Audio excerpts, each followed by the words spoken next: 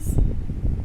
As you yesterday, as you have already learned about what is viscosity, what are the difference and similarities between viscosity and frictional force of the solid. So all that things I have already told you.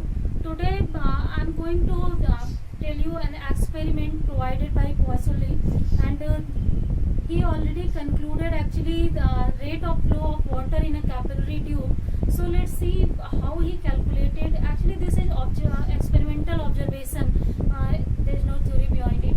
It's only experimental observation, and he concluded the result of the observation. So let's see what is the actually experiment.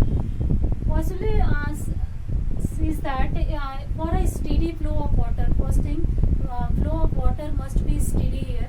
So for the steady flow of water, if it is flowing through any tube, then the different layers of the water form coaxial cylinder inside the tube. Simple means all the layers are flowing in the form of coaxial cylinders. If we are using a tube or capillary tube to make the flow of water. Simple, clear? So simply the experiment of Poiseuille was for capillary tube, and if any body is flowing, in any liquid which have a steady flow is flowing through the tube, then definitely the different layers of the tube will be coaxial cylinders, and in this the velocity of layer near the axis of the cylinder will be greater, and velocity near the wall will be slower. So definitely if there is the difference in velocity, then due to that velocity difference there will be difference in momentum, and as I have already told you that this due to this relative motion, means due to this difference in motion there will be a generation of relative motion, and due to that relative motion an internal force will generate inside the liquid which will oppose the relative motion, and that internal resistance or internal forces are known as viscous force. So, and due to that viscous property of viscosity arises. So all these concepts are here also.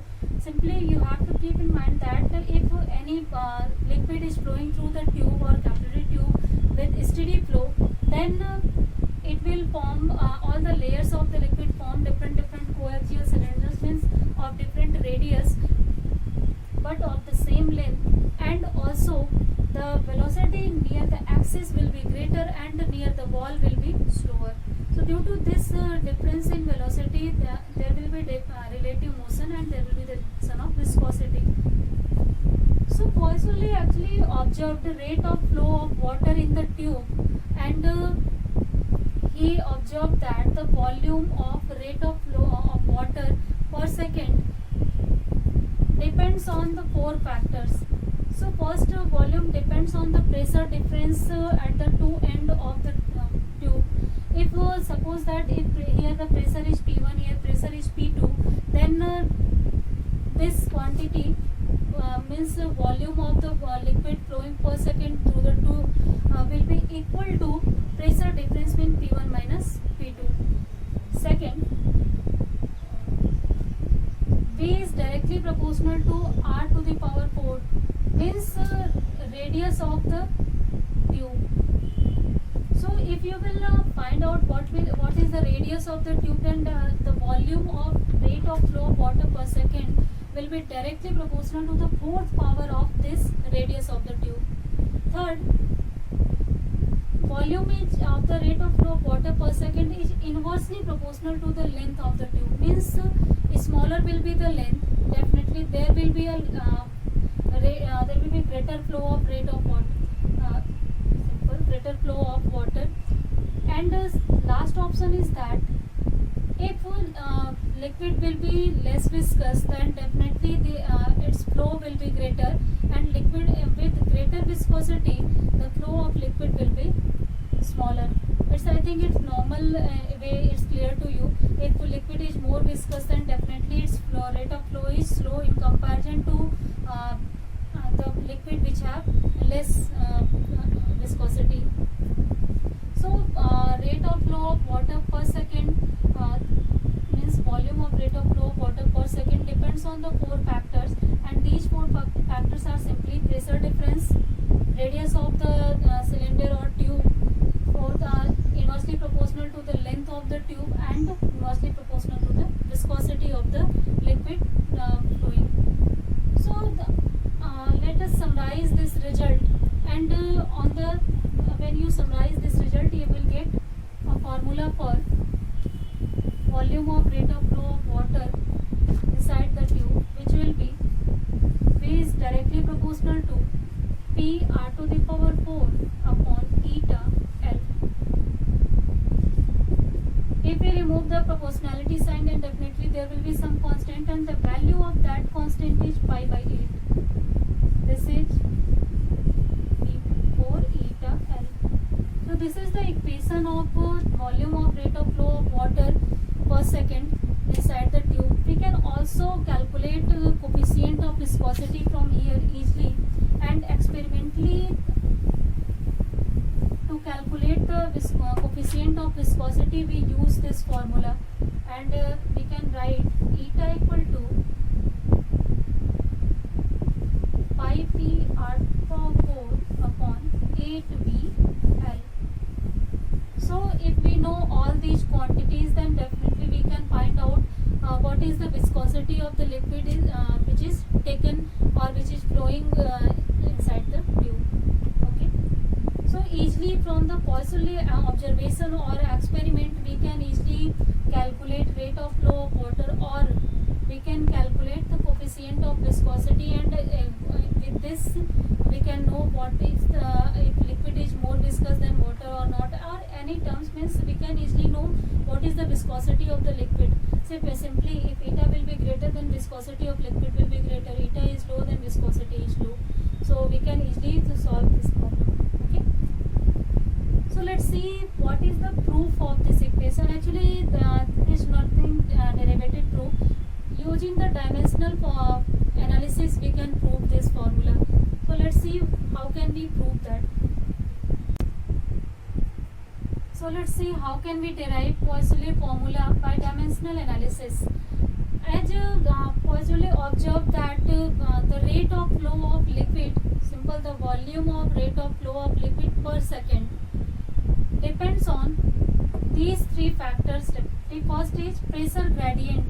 The gradient means is that any quantity is varying with the space, or any quantity is varying with the length. Okay, simple. So pressure gradient means variation of pressure with length. This value is P by L. The first factor in which on which V depends on, that is pressure gradient. Second factor is radius of capillary tube.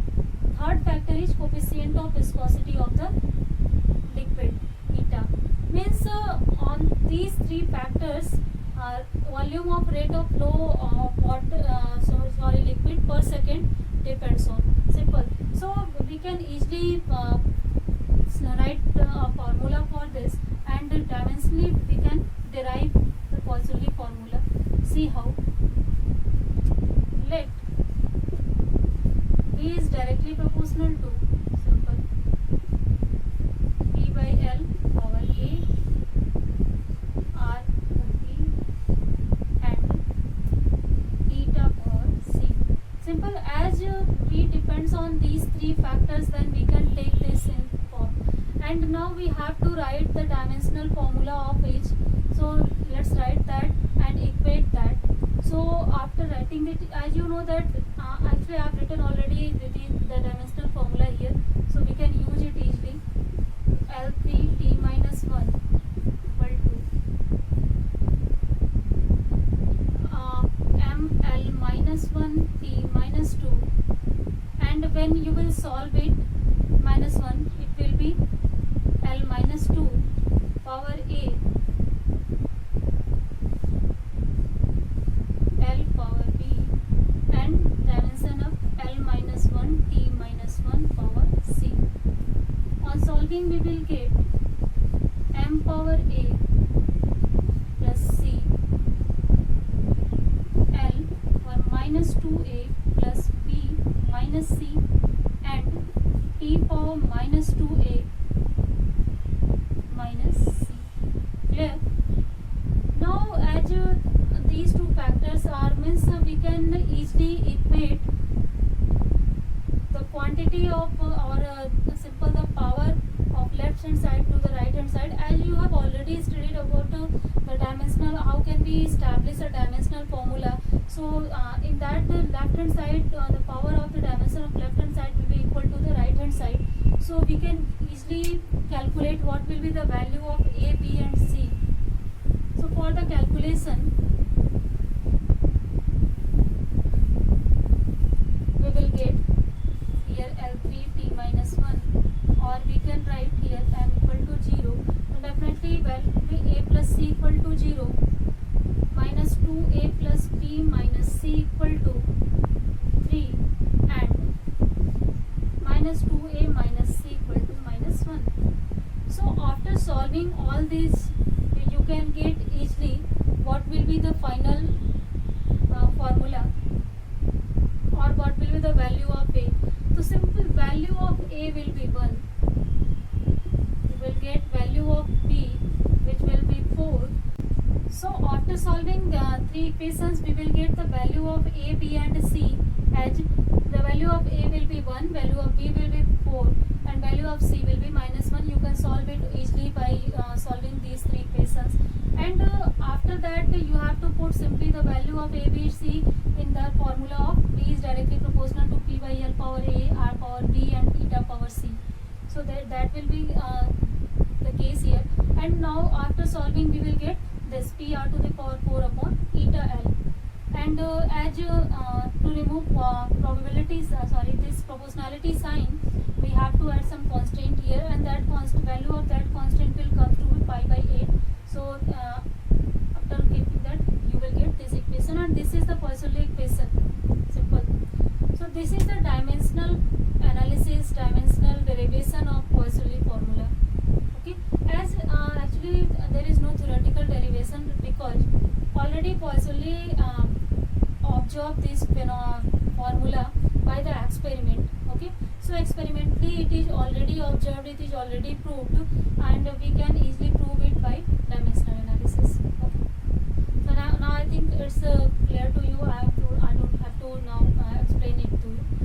Now let's see some cases according to this formula. Then as you know that V varies with pressure, with the radius of the tube, with the coefficient of viscosity and with the length. So let's see how it will vary and what will be the cases here for the numerical purpose also. So let's see that. As you know that Poisson equation is that, and here we can write P by R in this form, this equation, where R is called the liquid resistance, means the resistance provided by liquid for the relative motion of the different layers is this quantity. The value of this is 8 eta L upon pi R to the power 4. So thus if we want to find find simply for any liquid what will be the liquid of resistance, or for any tube of the given radius, then we can easily find out the liquid, what will be the liquid resistance. So definitely it also depends on the three factors, and that three factors are coefficient of viscosity, length of the tube and radius of the tube. Means smaller will be the radius, then greater will be the liquid resistance. Also greater is the simple viscosity, then greater will be the resistance. Greater will be the tube, then greater will be the resistance. Okay, so these three factors simply affect the liquid resistance and the viscosity of the liquids. Clear? So we can easily find out what will be the liquid resistance offered by any liquid when flowing through any capillary tube, and actually there is one most important thing: liquid must flow in a steady way. I'm not talking about the turbulent flow and other things. Only liquid is the flow of liquid is steady. Okay. Second case is that if we joined two capillary tube of length L1 and L2, and the radius of tubes are R1 and R2. Means if there are different length and different radius of two tubes, and we are joining them in series, then what will be the liquid resistance, so you can find out it easily. Like you know that resistances are simply added in this when they are joined in series. So that case is here also. Total equivalent resistance will be R1 plus R2, and we can find out easily what will be the value of R1. So value of R1 will be 8 eta L1 upon pi R1 power 4 plus 8 eta L2 upon pi R2 power 4. So we can easily solve it, and if these quantities are given, then definitely we can find out what will be the equivalent resistance. Similarly, we can also find out if that two capillary tubes are joined in parallel way.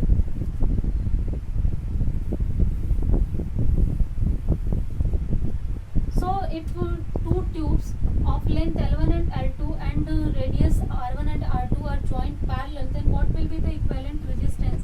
So for that, equal to 1 upon R1 plus 1 upon R2. Then simple, if you will solve it, 1 upon Rp equal to this thing. So if you want to find Rp, then it will be R1 R2 on R1 plus R2. So simply you have to put down the value of R1 and R2, you will get what will be the equivalent resistance or resistance in the parallel way. Okay. So this will help you to determine if we are adding any two pipes or capillary tubes in series, then what will be the resistance. Means if we want greater flow of liquid per second, then definitely there will be less resistance, and for the less resistance, these two factors can help us. We have to find out what will be the resistance in parallel and what will be the resistance in series. Then if resistance in parallel is less than the series, then definitely for the greater flow we have to add these two capillary tubes in parallel way. Or if here will be less, definitely I think in parallel way resistance will be less. So for the greater way we have to add the pipes in the parallel way, not in series way. Okay.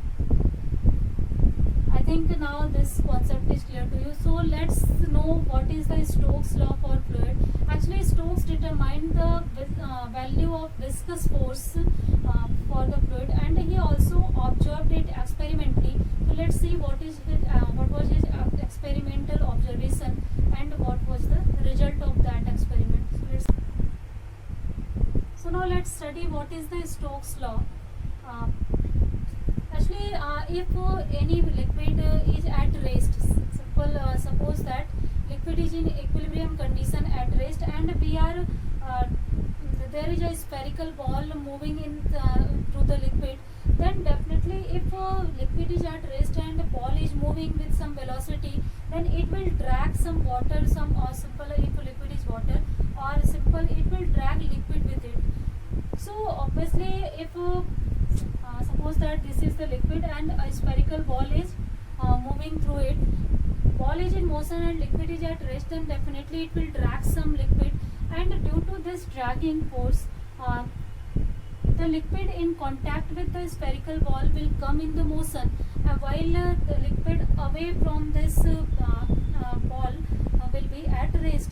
So definitely it means that there will be the difference in velocity occur, and due to that there will be relative motion between the different layers due to this movement of the spherical ball.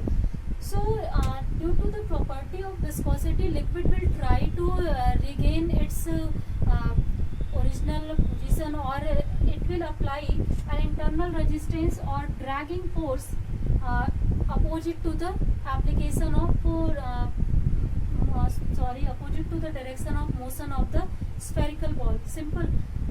It's very simple. If liquid is at rest or in equilibrium and a spherical ball is moving through it, then definitely due to the motion of the spherical ball, it will drag liquid with it, and due to this dragging force there will be the generation of relative motion between the different layers of the liquid.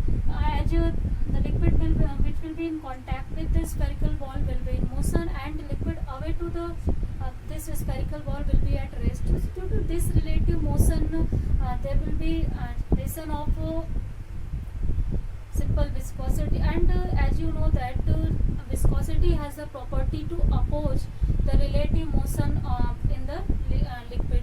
So to oppose the relative motion, it will there will be the action of a dragging force opposite to the direction of the motion, simple, and this dragging force is known as viscous dragging force.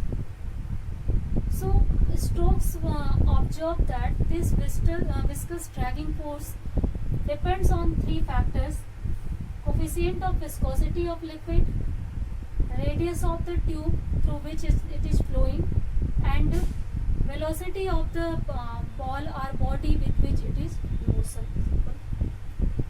On these three factors the viscous dragging force depends on, and after calculation and after removal of this proportionality sign, there will be the addition of 6 eta, and finally the viscous force is obtained, which is F equal to 6 pi eta R into V. Okay. So now I think what is the Stokes law? It's clear to you. Simple Stokes law is applicable when liquid is at rest and some spherical ball or some body is moving through it.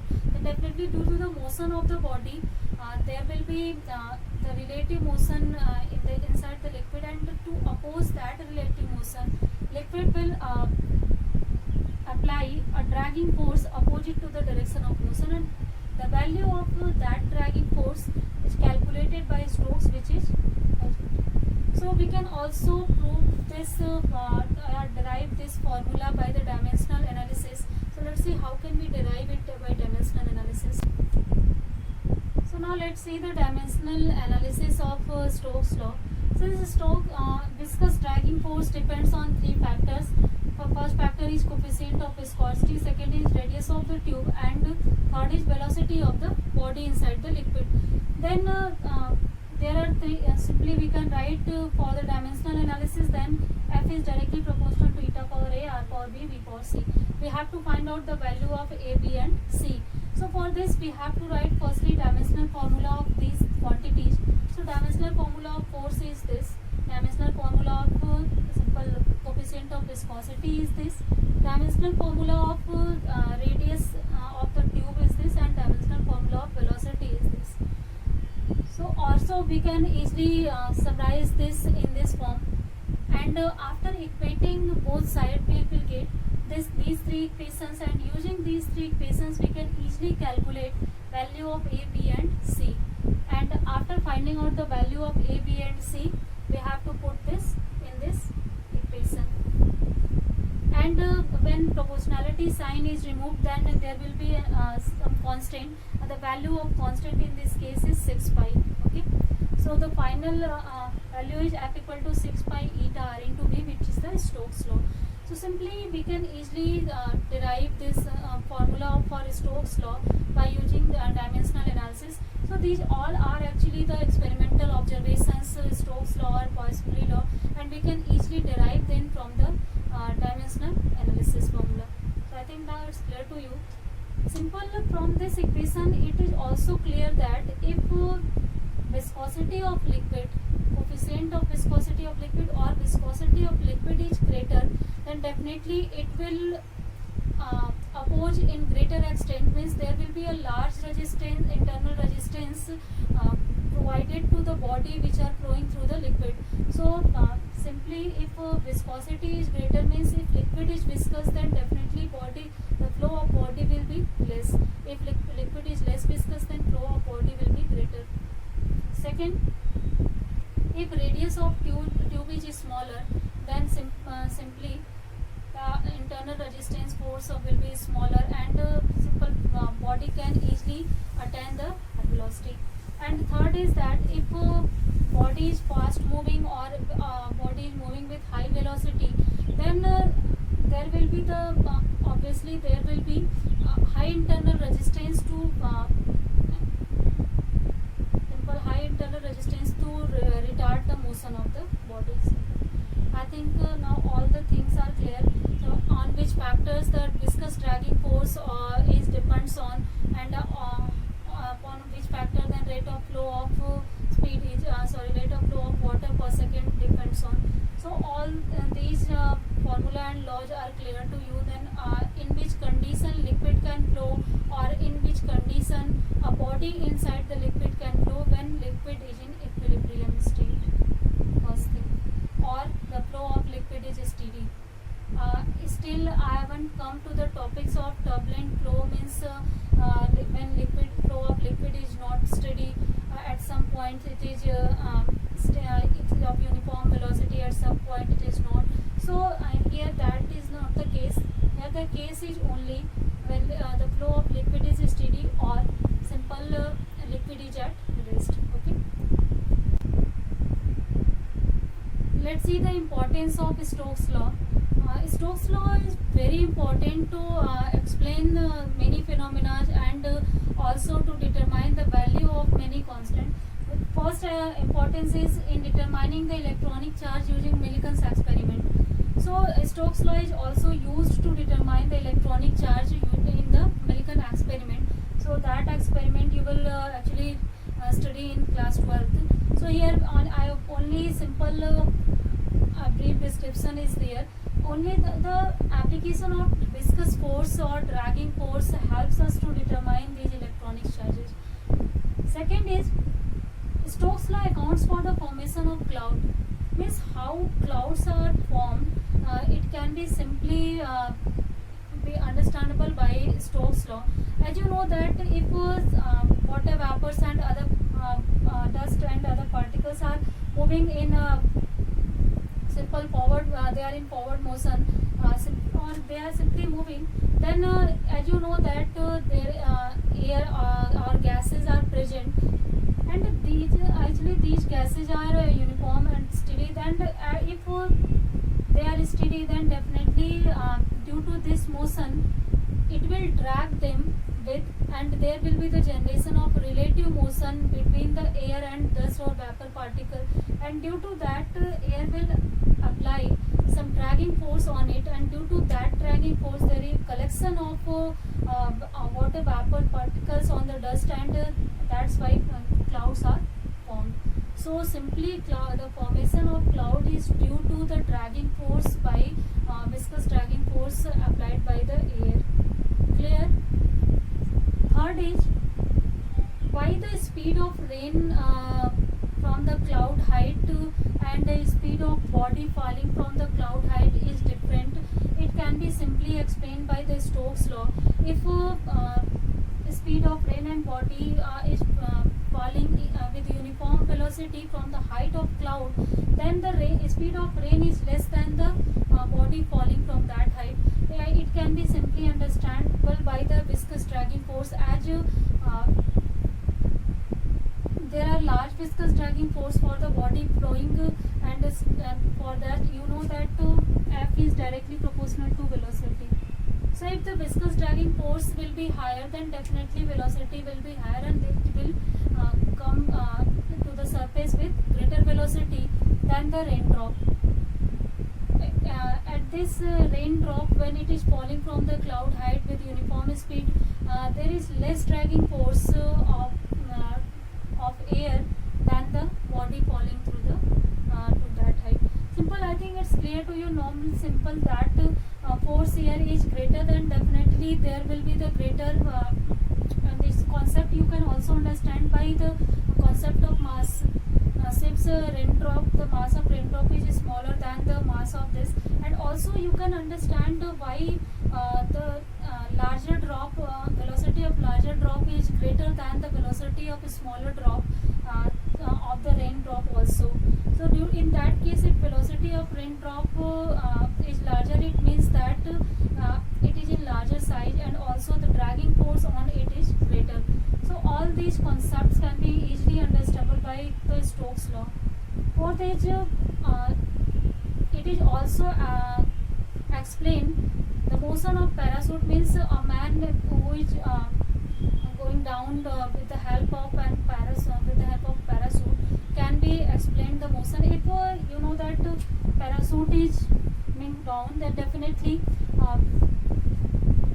air will oppose this relative motion, because obviously due to the motion of parachute it will supply some dragging force, and due to that the motion of parachute can be understandable. So simple one thing you have to keep in mind in this case, if there will be motion in fluid of any body, then due to that motion there will be the generation of relative motion, and due to that relative motion there will be definitely some dragging force applied in opposite in the direction of motion, and due to that dragging force all these phenomena occurs, and also simply we can also explain these phenomena. So Stokes law is very important to explain all